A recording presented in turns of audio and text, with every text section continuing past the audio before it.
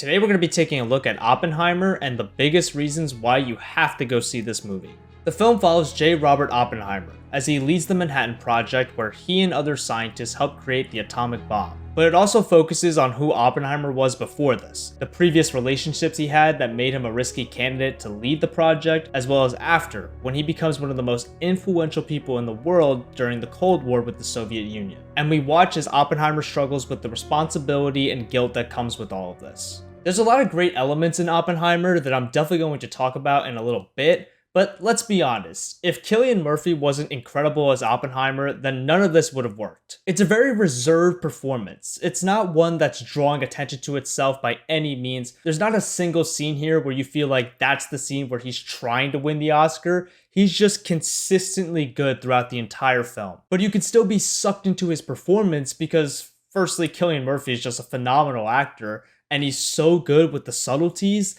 Like, there's so much information to be gleaned just from his eyes, but the movie is also very clever with how it's able to bring you into his point of view. You experience the same visions and hear the same noises that Oppenheimer has in his head, and all of that is very gripping and honestly quite haunting. But I also loved how the movie differentiated what was in Oppenheimer's perspective by making all of these scenes in color, with all the scenes that were outside of it by making them black and white. And you'd have these really cool moments where a scene might pop up in black and white, and then later in the film we'll come back to it, but this time in color, in Oppenheimer's perspective, and now it has a whole new context. But Cillian Murphy as Oppenheimer was not the only performer who shined in this film. So you have your big hitters like Emily Blunt, who I thought was amazing. Her character was smart and tough. She probably has the best scene in the movie and will likely be nominated for this role in the future. Then you have Robert Downey Jr., who's in the movie throughout, but really comes into play in the third act. You got Matt Damon, whose humor added some much needed levity. But then there's a bunch of actors that don't have a ton of screen time,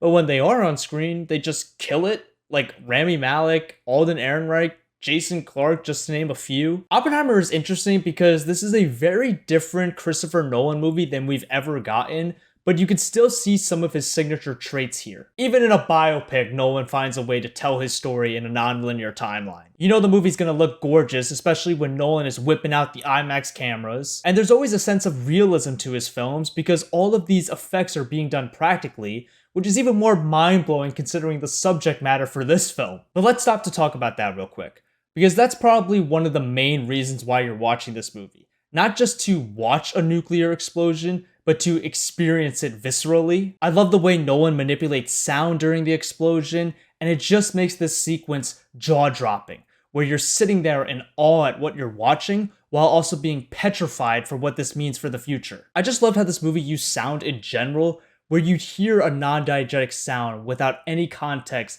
that was just in Oppenheimer's head, but then later it's revealed what that sound actually came from, and it just makes it even more unsettling. But speaking of sound, Ludwig Goransson's score is fantastic and played a large role in keeping me engaged throughout this beast of a runtime. Look, it's a 3-hour biopic. There's gonna be moments where you start to fade out a bit, but every single time that happened for me, the thing that brought me back was always the music. This is a movie that is expertly acted and directed, looks and sounds amazing, and has a theme about the dangers of technological and scientific advancement that was not just relevant to the time when this story took place, but is relevant to our time today. And all of this culminates in a final scene that is chilling, that sticks with you, and just leaves you thinking, yeah, we're fucked. But those are my biggest reasons why you have to go see Oppenheimer. If you happen to see it, let me know in the comments what you thought of it, and I'll see you guys in the next one.